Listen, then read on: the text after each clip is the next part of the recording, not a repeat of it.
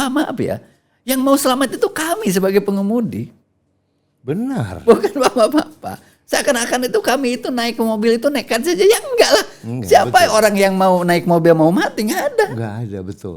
Dan yang barang yang para driver bawa ini kan juga bukan barang-barang murah gitu loh. Bukan Pak. Dan anehnya ketika barang itu dibawa itu menjadi tanggung jawab supir loh Pak. Oh Memang iya, betul. tapi kan ada asuransi ya Pak? Iya. Kalau yang diasuransikan, kalau yang enggak. Iya benar. Tidak Kan semuanya Tidak diasuransikan. semuanya Pak. Masa misalkan dari bawa sayur ke Iya, pasar iya, induk iya, diasuransikan iya. kan enggak juga. Dan itu tanggung jawab supir. Tanggung jawab supir Pak.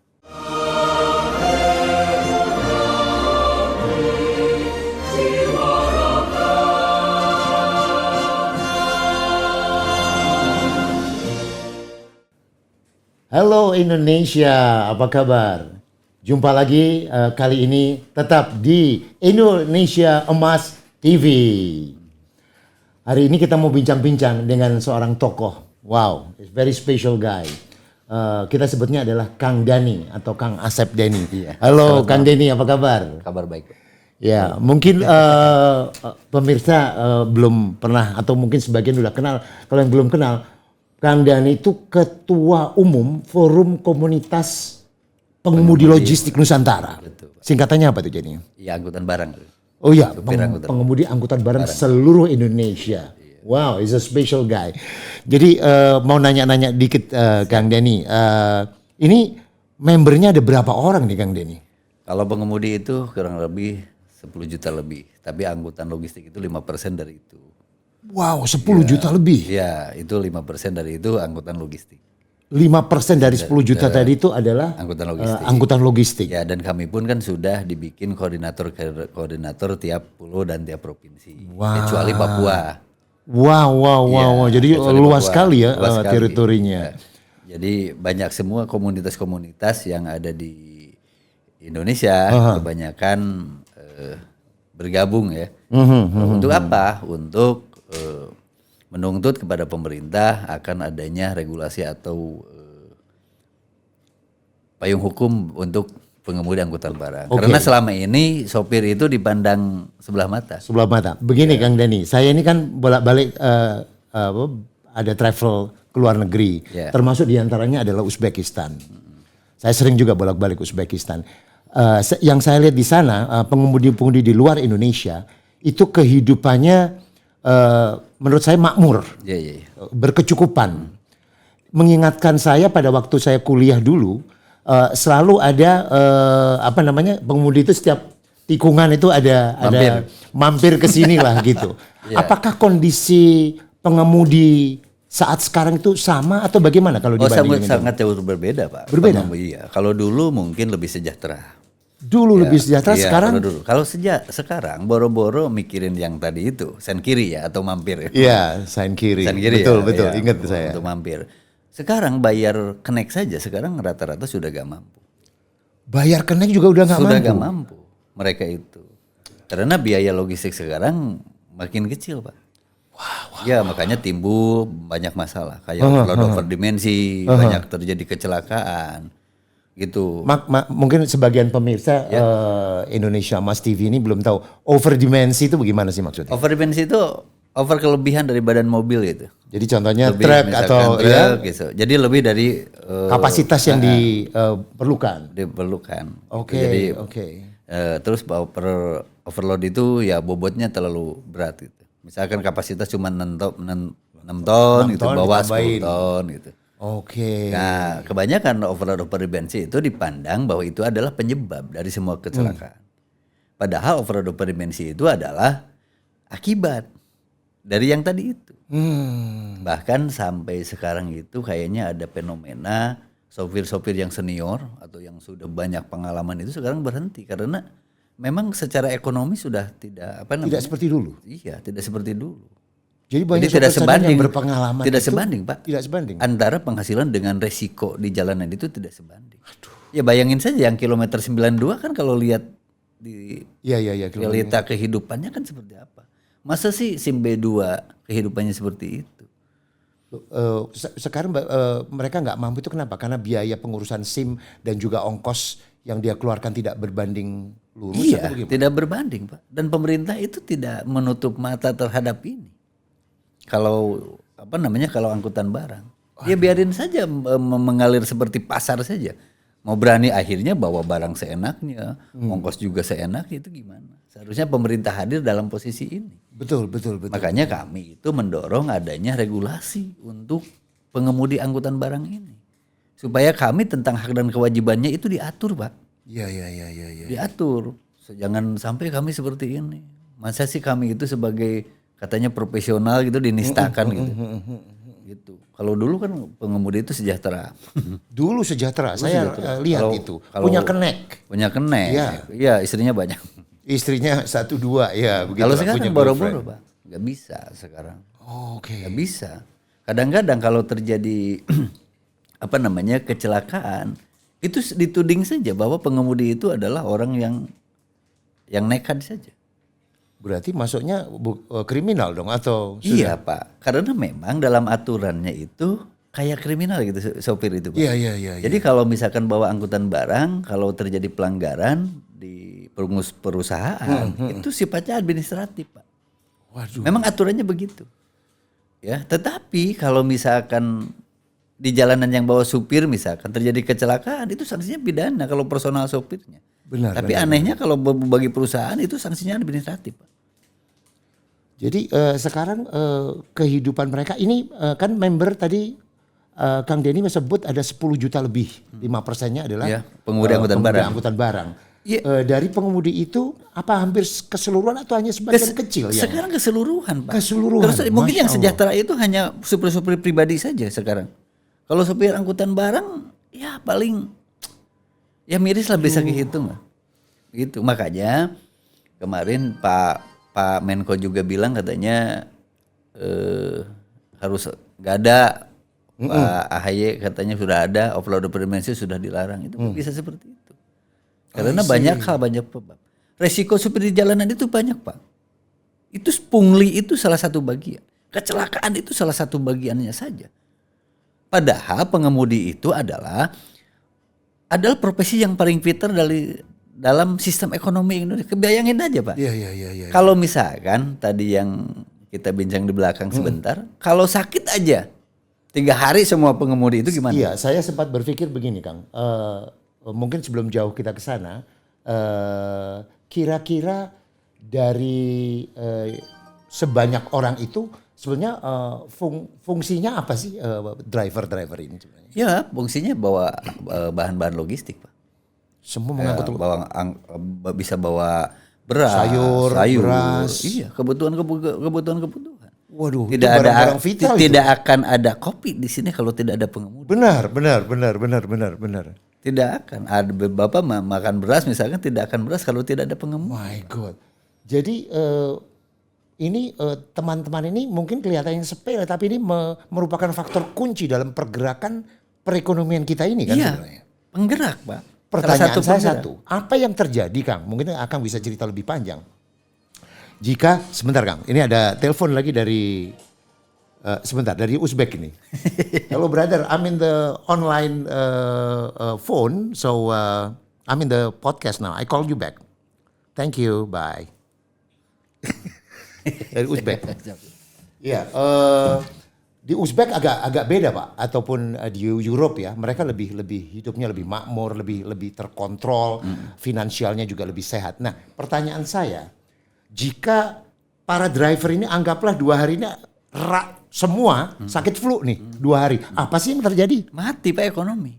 Bagaimana Bu? Mungkin bisa diceritakan kok. Ya, misalkan kan suplai logistik dari satu tempat ke tempat lain gitu. Tidak bisa jalan. Bawa beras misalkan dari Karawang, bawa beras dari Jawa, misalkan bawa besi untuk pembangunan sekarang masa pembangunan, bawa besi misalkan dari barang ke kapal. Dari barang ke kapal itu nggak bakalan terjadi. Terus gimana kalau begitu? Makanya ini kan penggerak ekonomi juga. Waduh. Tetapi jarang yang memikirkan ini. Betul. Kadang-kadang kan kami itu di jalanan dipungli juga. Aduh. Dipungli tanpa ada kesadaran. Itu bahwa ini adalah pejuang logistik Indonesia. Iya. Kan seperti itu. Tapi rata-rata nggak sadar. Oke. Nggak sadar, Pak. Dan jarang memperhatikan seakan-akan kami itu gimana ya? Ya gini aja lah, saking marginalnya. Kami itu banyak menemukan di tengah jalan itu pungli, baik pungli dari pihak luar atau dari yang berseragam gitu. Misalkan banyak itu Pak. Pengen saja begini. Kalau kami misalkan karyawan pabrik saja di depan pabrik dipungli 2.000 pasti tangkap polisi loh Pak. Iya, betul. Kalau pengemudi Pak, dipungli itu 100.000, 50.000 itu gak pernah ada urusan itu. Astaga. Gak pernah ada urusan. Ya? Sampai tidak nyamannya Pak. Pengemudi angkutan logistik itu ada kawalan-kawalan itu. Padahal ada polisi ada itu. Kawalan itu kan lumayan bayaran. Betul. Ini kan ada banyak lah kawalan. Saking dianggap tidak nyaman ya, tidak aman. Seharusnya kami itu sebagai pekerja di Indonesia harus mempunyai rasa aman dan nyaman dalam bekerja seharusnya. Tentu ya. Bang. Kalau yang terjadi kan sebaliknya itu. Tidak aman, tidak nyaman. Tidak nyaman. Deg-degan di jalan. Nyawa taruhannya bahkan. Nyawa taruhannya, Pak. Makanya sekarang ada fenomena itu. Sekarang sopir-sopir yang baik, yang sudah profesional, akhirnya berhenti. Sekarang digantikan sama orang-orang baru yang mungkin saja ya. Tidak jelas, mungkin saja banyak kecelakaan. Itulah yang terjadi realitanya. Kang, aku mau nanya, forum tadi namanya kan Forum Komunitas Pengemudi Logistik Nusantara. Iya. Ini kan struktur resmi. Apakah ada contohnya ada pembina, pimpinan atau apa? Ada pembinanya. Ketua umum. Iya, salah satunya yang membantu kami adalah Pak Darmijal ya. Oh, Pak Darmijal. Iya, beliau juga kan Pak Darmijal, ketua umum Rejo ya, yang bantu kami untuk mendorong adanya regulasi ini. Oh. Karena puluhan tahun ini penderitaan itu, Pak. Sampai hari ini itu nggak ada yang peduli. Nggak ada yang peduli. Nah, kalau nggak ada yang peduli, terus yang saya tanyakan tadi dan akan menjawab, kalau dalam 2 hari semua sakit flu, perekonomian jadi berdampak, harusnya kan ada perhatian sebenarnya. Harus ada perhatian. Apakah harus seperti itu dulu? Jangan juga. Saya nggak bisa menikmati kopi di rumah, nggak ada beras nanti. Iya. Oke, kira-kira Kang, harapan pointer-pointer apa sih harapan Akang itu untuk dalam situasi seperti ini terhadap pemberi kebijakan itu apa gitu? Ya satu hal saja. Ya pengemudi itu hanya sebagai operator kendaraan saja. Jadi jangan dibebankan dengan hal-hal yang lain. Ya kecuali misalkan pengemudi itu makan obat terlarang gitu, nabrak orang gitu. Narkoba itu enggak. Jangan semua operator Indonesia dianggap lalai, itu dianggap lalai. Ini gimana? Karena memang sampai hari ini tidak ada aturan yang menaungi profesi sopir itu. Tidak ada aturan. Khususnya sopir yang menjadi profesi ya, bukan sopir yang betul. Tidak ada. Karena sopir itu tidak masuk dalam kategori buruh. Sampai hari ini tidak ada peraturan menteri tentang mengatur tentang profesi sopir, nggak ada Pak. Sama sekali nggak ada. Dari awal nggak ada. Misalkan ada peraturan menteri ini SIM A harus bayaran segini misalkan, atau truk ini harus segini gitu, nggak ada Pak. Nggak ada. Makanya dari berbagai macam literatur atau aturan-aturan yang ada, baik dari peraturan pemerintah, dari undang-undang, dari aturan itu nggak ada yang menyentuh persoalan sopir itu. Ya ampun. Gitu. Dan ini departemen yang terkait yang berhubungan dengan itu apa sebenarnya kalau dari pemangku kebijakan? Itu Dinas Perhubungan, Pak. Dinas Perhubungan. Iya, Kementerian Perhubungan seharusnya. Oke. Iya, seharusnya yang lebih peduli itu Kementerian Perhubungan. Baik. Karena itu ada di jalanan dan di wilayah undang-undang lalu lintas dan angkutan jalan. I see. Ya, tetapi yang tadi itu ada yang kurang mungkin. Kalau bahasa ininya kurang. Belum ada yang mengatur tentang supir yang jadi profesi ini, belum diatur. Belum. Iya. Padahal di luar negeri ya Kang, definisi luar negeri itu tidak harus jauh-jauh ke Uzbekistan, negara yang sering saya kunjungin, ataupun Eropa. Dekat-dekat saja di sekitar-sekitar kita juga regulasi itu memandu atau membantu para driver itu sudah eksis. Betul, Pak. Makanya menghidupkan mereka makmur karena bukan kaleng-kaleng mereka membawa barang. Ya, itu. Dan taruhannya nyawa loh Pak. Makanya setiap diskusi dengan peraturan pemerintah rata-rata seakan-akan pengemudi itu orang yang yang bodoh, yang goblok, yang nggak tahu apa-apa. Dan mereka itu naik mobil ya siap mati saja. Nggak ada padahal Pak. Iyalah. Gitu. Kalau misalkan diskusi dengan pengemudi itu seakan-akan pengemudi nggak tahu apa-apa gitu. Misalkan dari KNKT yang lebih pinter misalkan. Itu kan seperti itu. Iya. Banyak. Padahal sampai saya dalam diskusi itu sampai bilang gini, Pak maaf ya, yang mau selamat itu kami sebagai pengemudi. Benar. Bukan bapak-bapak. Seakan-akan itu kami itu naik ke mobil itu nekat saja. Ya enggak lah. Siapa betul. orang yang mau naik mobil mau mati? Nggak ada. Nggak ada, betul. Dan yang barang yang para driver bawa ini kan juga bukan barang-barang murah gitu loh. Bukan Pak. Dan anehnya ketika barang itu dibawa itu menjadi tanggung jawab supir loh Pak. Oh Memang iya? betul. Tapi kan ada asuransi ya Pak?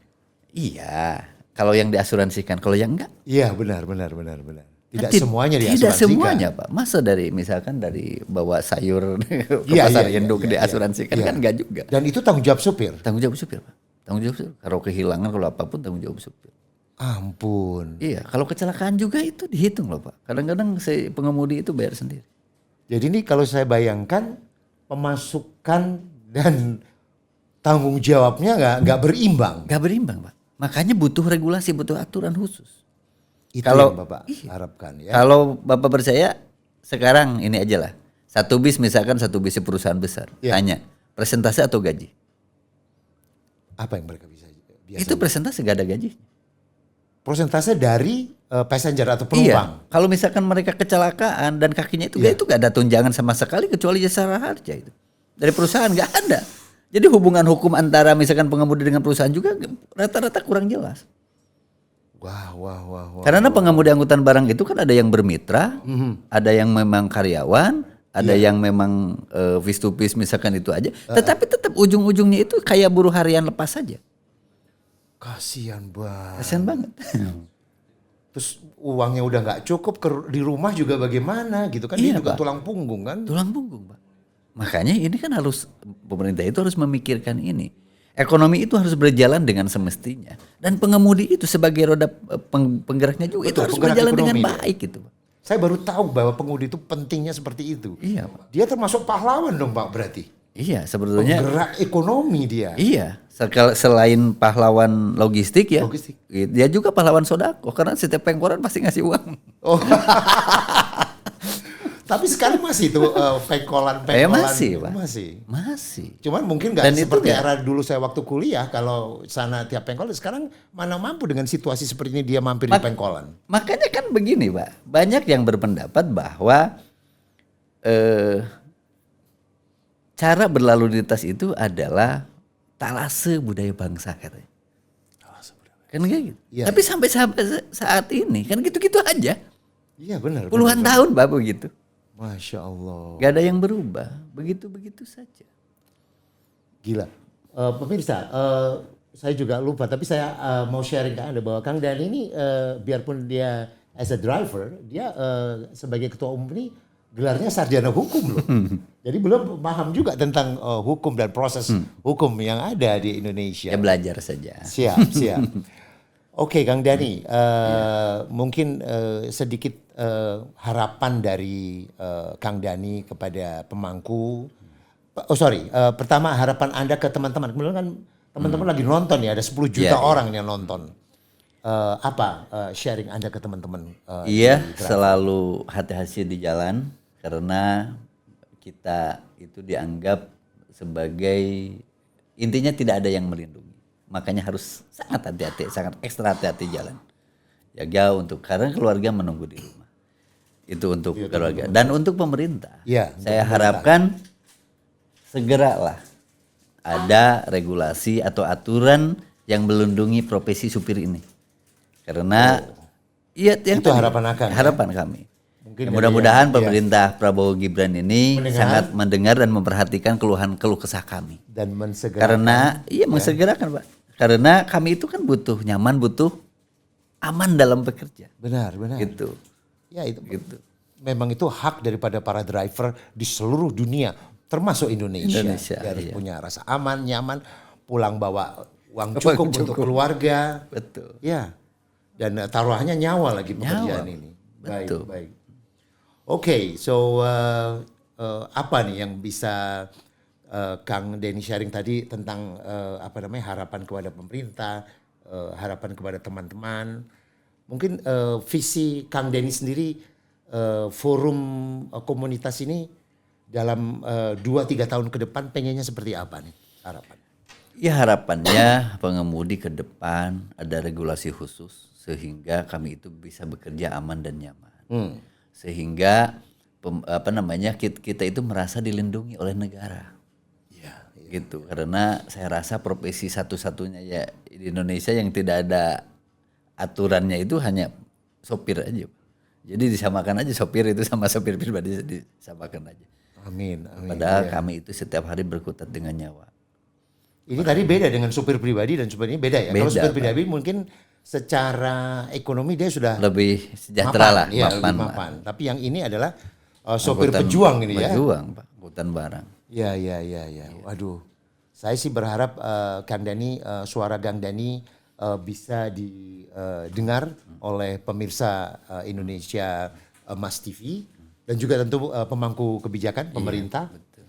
Dan saya berharap segera juga ada semacam langkah-langkah konkret dari pemerintah yang Kang Denny dan teman-teman harapkan dari Forum Komunitas Pengemudi Logistik Nusantara ini. Ya dan memang kemarin ada yang dari staf ahli Komisi 5 yang telepon katanya ada perubahan untuk Undang-Undang Lalu Lintas. Perubahannya bagaimana tuh?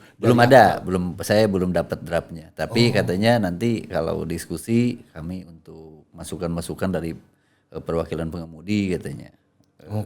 Untuk perubahan Undang-Undang Lalu Lintas. Ya mudah-mudahan ya lebih baik loh. Mudah-mudahan.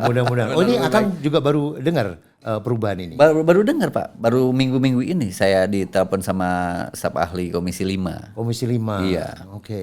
Akan ada perubahan? Akan ada perubahan katanya. Mungkin ini gayung bersambut kita nggak tahu. Semoga. Tapi kalaupun nggak beda topik, betul. Akan sebagai perwakilan juga bisa memasukkan harapan-harapan ke dalam aturan ini itu. Gitu. Iya, dalam aturan itu. Waduh, pengen sekali saya bincang lebih lama.